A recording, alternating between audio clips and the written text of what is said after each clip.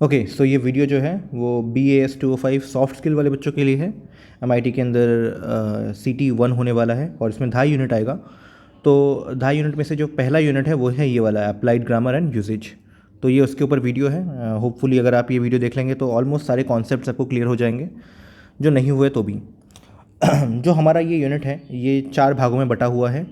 पहला जो सबसे इम्पोर्टेंट आपका टॉपिक है वो है ट्रांसफॉर्मेशन ऑफ सेंटेंसेस। दूसरा जो इम्पोर्टेंट है वो है सब्जेक्ट वर्ब एग्रीमेंट। तीसरा जो है वो है प्रेफिक्स सफिक्स और होमोनेम, होमोफोन्स, वर्ड पावर वाली चीज़ें। और फिर आखिरी जो आपका इम्पोर्टेंट सेक्शन है वो है न्यू वर्ड फॉर्मेशन। तो इन्हीं 4 टॉपिक को हम कंप्लीट करने वाले हैं, इससे आपका पूरा यूनिट कंप्लीट हो जाएगा। स्टार्ट करते हैं। हमारा तो जो हमारा पहला टॉपिक है वो है ट्रांसफॉर्मेशन ऑफ सेंटेंसेस, है ना। गिव मी अ मोमेंट, ये रहा। सो 3 तरह के सेंटेंसेस हैं हमारे पास। पहला है सिंपल सेंटेंस, जो कि ये देखिए यहाँ पे सिंपल सेंटेंस, ठीक है ना। क्या होता है सिंपल सेंटेंस? 3 तरह के हैं, एक है सिंपल, एक है कंपाउंड सेंटेंस और एक है नीचे कॉम्प्लेक्स सेंटेंस, ठीक है। तो सबका डेफिनेशन यहाँ पे दे रखा है, सबके एग्जाम्पल यहाँ पे दे रखे हैं। तो अगर आप ये एग्जाम्पल लिख के आएंगे या फिर अपने वर्ड्स में अगर फॉर्म कर लेंगे तो वो भी बेटर होगा। दोनों ही एक्सेप्टेड है।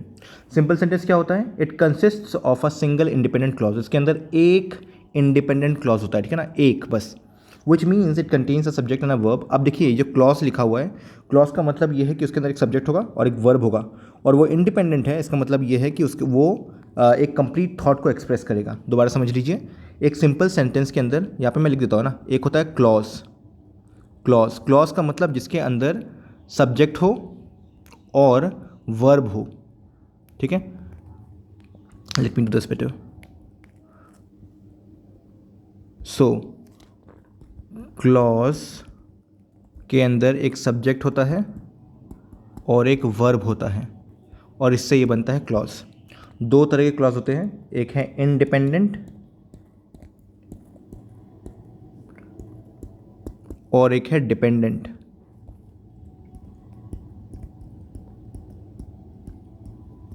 ऑब्वियसली बात है, जो डिपेंडेंट है वो कंप्लीट मीनिंग शो नहीं करता, और जो इंडिपेंडेंट है वो कंप्लीट मीनिंग शो करता है, ठीक है। अब आते हैं वापस। तो हमारे पास जो ये सिंपल सेंटेंस है, इसका मतलब क्या है? इसका मतलब ये है कि एक इंडिपेंडेंट क्लॉज, क्योंकि ये क्लॉज है, इसके पास सब्जेक्ट और वर्ब दोनों है, और क्योंकि ये इंडिपेंडेंट है, इसका मतलब ही ये एक कंप्लीट थॉट को रिप्रेजेंट करता है, एक्सप्रेस करता है, ठीक है। तो एक इंडिपेंडेंट क्लॉज का मतलब है एक सिंपल सेंटेंस। आपको बस इतना लिख के आना है, अ simple sentence consist of a single independent clause.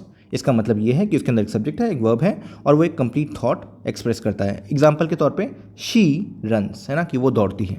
ये रहा आपका पहला simple sentence. Moving on to compound sentence. Compound sentence क्या होता है? इसके अंदर 2 इंडिपेंडेंट क्लॉज होते हैं और दोनों को ज्वाइन करने वाला जो बंदा है वो है कोऑर्डिनेटिंग कंजंक्शन, ठीक है ना। अब देखिए नीचे, अब डेफिनेशन पढ़ते हैं। A compound sentence is formed by joining 2 or more independent clauses using coordinating conjunctions. अब कोऑर्डिनेटिंग कंजंक्शन क्या होता है? ये टोटल मिला के 7 होते हैं। Fan boys, FANBOYS। F से फॉर हो जाता है, A से एंड, ये N है, N से नॉर, B से बट, O से और, Y से येट और S से सो। बस यही सारे के सारे जो है 7, यही है कोऑर्डिनेटिंग कंजंक्शंस। तो अगर मैं 2 इंडिपेंडेंट क्लॉज लूँ और दोनों को कोऑर्डिनेटिंग कंजंक्शंस के माध्यम से बीच में जोड़ दूँ, तो ये जो आपका नया सेंटेंस बना ये है कंपाउंड सेंटेंस, ठीक है ना। डेफिनेशन पढ़ते हैं। A compound sentence is formed by joining 2 or more independent clauses using coordinating conjunctions such as and, ये देखिए एंड यहाँ पे था हमारे पास, बट, ये देखिए बट यहाँ पे था हमारे पास, और ये रहा और, है ना, और अ सेमीकोलन। हाँ, इससे याद आया, इसको आप अगर आप कोऑर्डिनेटिंग कंजंक्शन नहीं लगाना चाहते तो आप बीच में अगर सेमीकोलन लगा देंगे तो भी वो कंपाउंड बन जाएगा, ठीक है ना। तो each clause in a compound sentence can stand alone, क्योंकि वो इंडिपेंडेंट है, एज अ कंप्लीट सेंटेंस, ठीक है।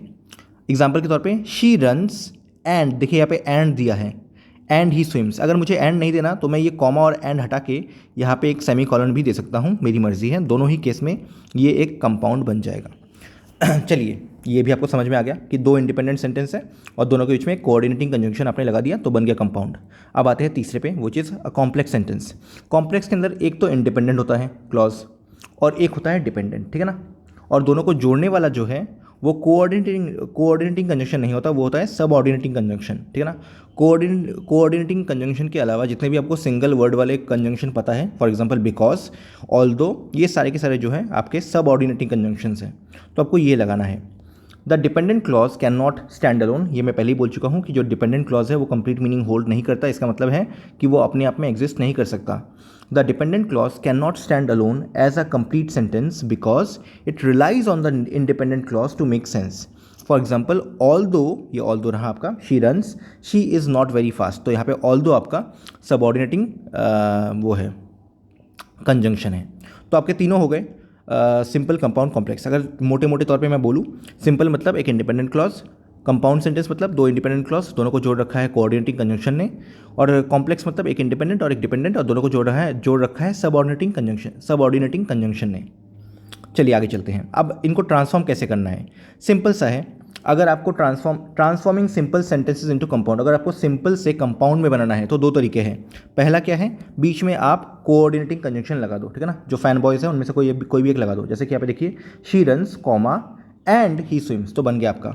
और दूसरा ये है कि सेमीकॉलन लगा दो, है ना, ये रहा सेमीकॉलन, कि she runs semicolon he swims, ठीक है ना। तो ये दो तरीके हैं आपके पास, एक तरीका और ये रहा आपका दूसरा तरीका, ठीक है।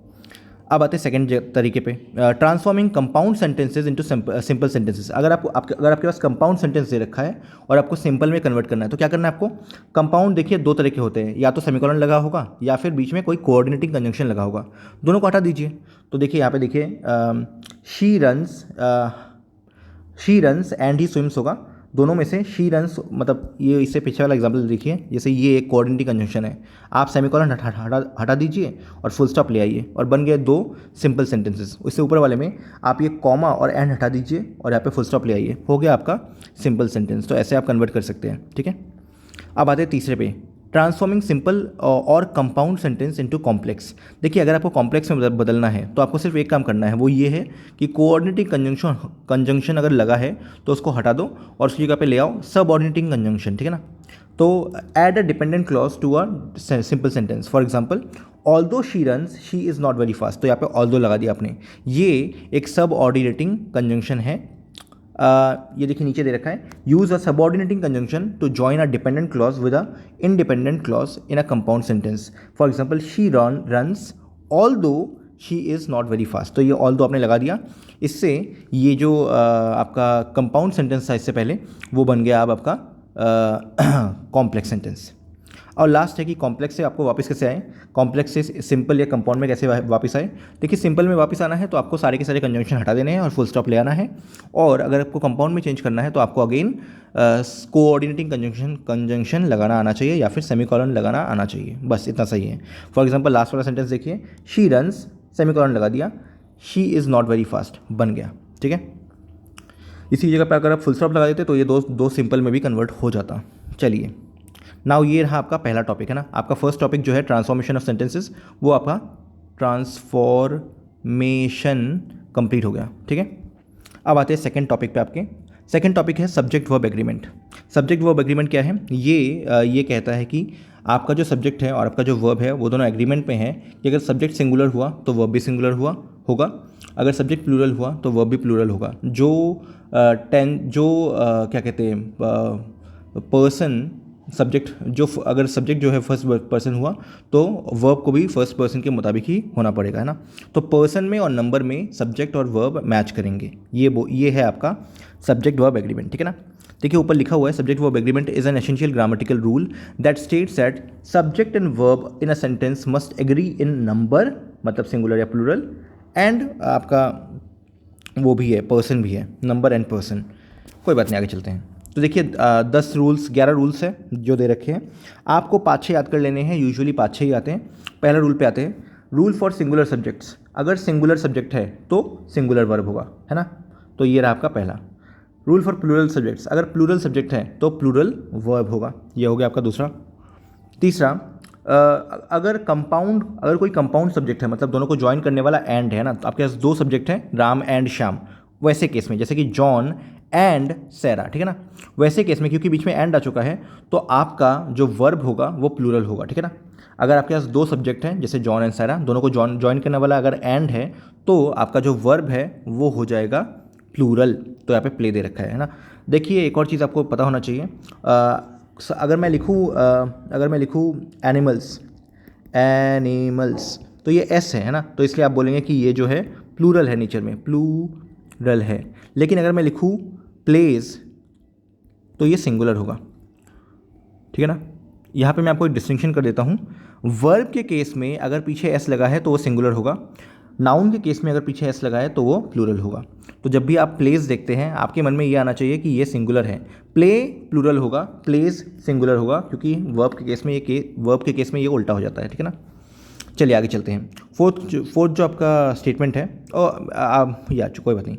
सी आप में से अगर कुछ लोगों को लग रहा है कि ये बहुत फास्ट बोले जा रहा हूँ तो आप अपने वीडियो पे जा सकते हैं वहाँ पे और थोड़ा स्लो कर सकते हैं ना, ताकि आपको धीरे से मतलब और थोड़ा उसमें सुनाई दे फ्लो में सुनाई दे। एनीवे, फोर्थ है आपका rule for compound subjects joined by or N और। तो अब अगर दो आपके सब्जेक्ट्स हैं, फॉर एग्जांपल द कैट और द डॉग है ना, और दोनों को जोड़ने वाला या तो और है या फिर नॉर है, तो आपका जो वर्ब होगा वो अभी भी सिंगुलर ही होगा, है ना।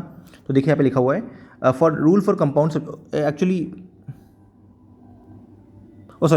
सो अगर आपका और या नॉट जोड़ रखा है तो जो भी सब्जेक्ट क्लोजर होगा वर्ब के उसका माना जाएगा, है ना। सो when two or more subjects are joined by or या फिर nor, the verb agrees with the subject closest to it. तो the verb agrees with the subject closest to it, जो भी उसके पास होगा। फॉर एग्जाम्पल अब यहाँ पे एक एग्जाम्पल दे रखा है, neither the cat nor the dog. तो देखिए वर्ब है आपका वर्ब के पास कौन है, द डॉग्स, तो इसलिए डॉग्स सिंगुलर प्लूरल है, तो इसलिए आपका वर्ब जो है वो भी प्लूरल है। लेकिन अगर यहाँ पे यही मैं लिखता the dogs nor the cat, neither the dogs nor the cat, तो यहाँ पे वर नहीं आता है, यहाँ पे होता वॉज हंग्री, है ना, are hungry. Neither the dogs nor the cat is hungry, क्योंकि सिंगुलर होगा, है ना। अगर कैट बाद में आता तो आपका सिंगुलर माना जाता वर्ब, और अगर क्योंकि डॉग्स बाद में है तो इसलिए प्लूरल माना गया है। तो ये रहा आपका फोर्थ रूल। फिफ्थ रूल पे चलते हैं, जो आपके कलेक्टिव नाउन्स है ना। Collective nouns refer to a group of individuals but are treated as a single unit. देखिए जब भी कलेक्टिव नाउन आएगा आपको एसेंस समझना पड़ेगा, है ना। The verb can be either singular और प्लूरल, है ना, डिपेंड करता है। तो आप कलेक्टिव नाउन अगर आपके पास आ गया सब्जेक्ट में तो आपको थोड़ा ध्यान देना पड़ेगा कि ये क्या पूरे टीम को रिप्रेजेंट करता है, पूरे कलेक्टिव नाउन को रिप्रेजेंट करता है, मतलब एज अ होल या फिर as an individual, depending on whether the emphasis is on the group as a whole or the individual members, ठीक है ना। तो अगर तो वो पूरे होल की बात कर रहा है, अगर वो पूरे टीम की बात कर रहा है फिर तो वो सिंगुलर जाएगा, बट अगर वो इंडिविजुअल मेंबर्स की बात कर रहा है तो वो प्लूरल होगा। देखिए आप example, the team is playing well, तो यहाँ पे पूरे टीम की बात की जा रही है इसलिए सिंगुलर आया, है ना। लेकिन the team are wearing their uniforms, तो यहाँ पे टीम मेंबर्स की बात की जा रही है इसलिए ये प्लूरल वर्ब होगा। तो जब भी कलेक्टिव नाउन आएगा आपको थोड़ा समझना पड़ेगा कि किस बारे में बात की है, क्या टीम एज अ होल की बात कर रहे हैं या फिर team as a collective noun as a members की, उसके इंडिविजुअल मेंबर्स की बात की जा रही है। अब आते हैं छठे रूल पे, rule for indefinite pronouns. Indefinite pronouns वो होते हैं जैसे कि एवरीबडी, एनीबडी, नोबडी, इनके केस में आपका सिंगुलर लग जाता है ना। तो अगर आपके पास एवरीबडी ऐसे कोई सेंटेंस शुरू है या नोबडी से, तो उनके केस में आपको क्या करना है, आपका जो वर्ब होगा वो सिंगुलर ही होगा। सेवन्थ रूल है इनडेफिनिट प्रोनाउन के केस में जिसके सामने ऑल या फिर सम आता है।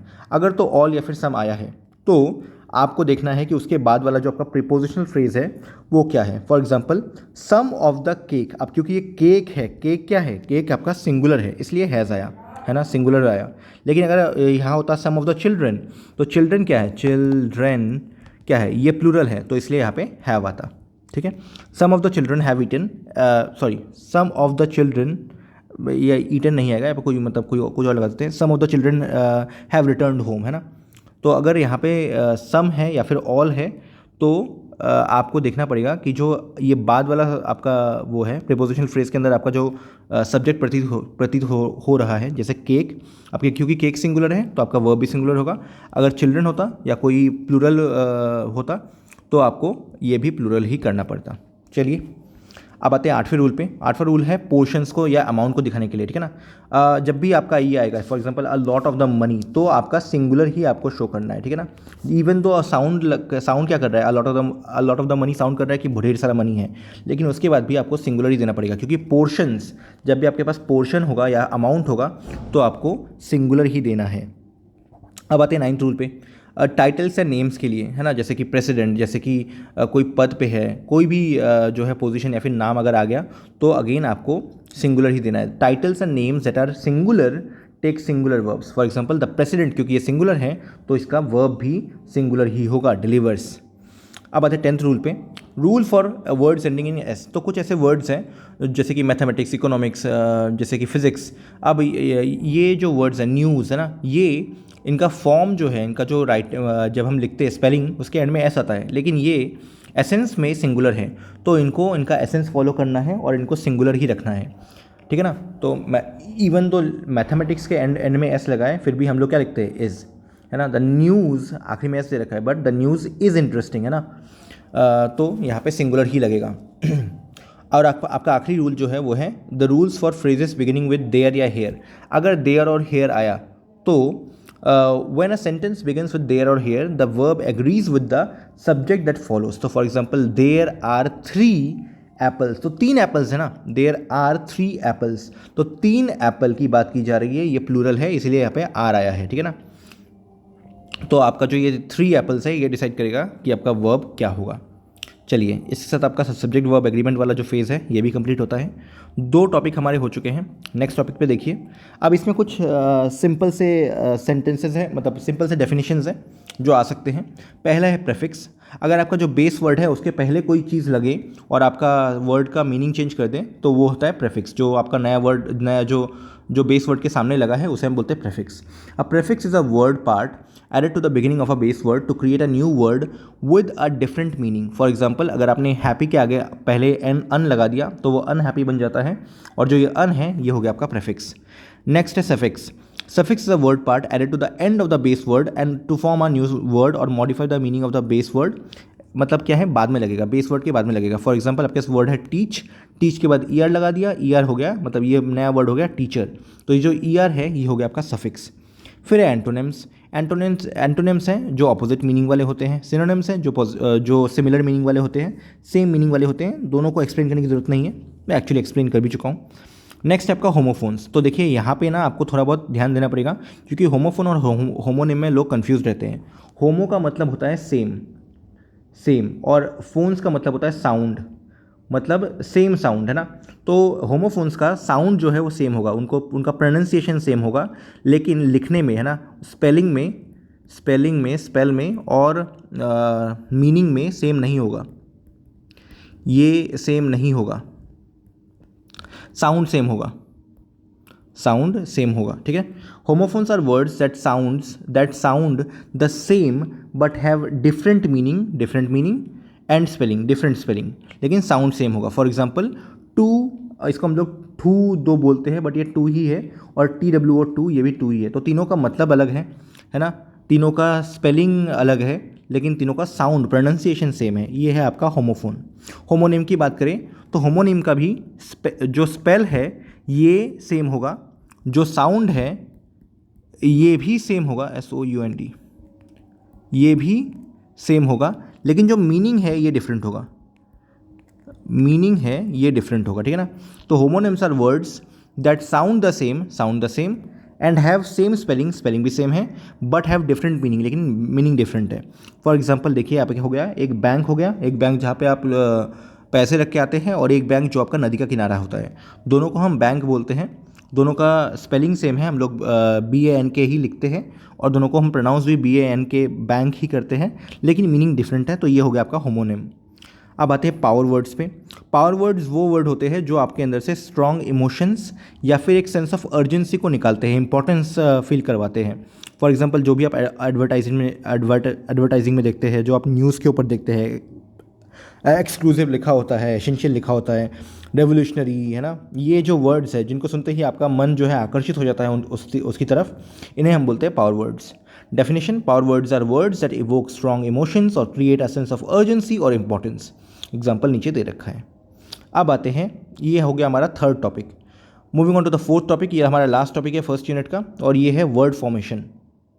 क्या होता है वर्ड फॉर्मेशन? वर्ड फॉर्मेशन होता है कि कैसे कैसे हम लोग नए वर्ड बनाते हैं।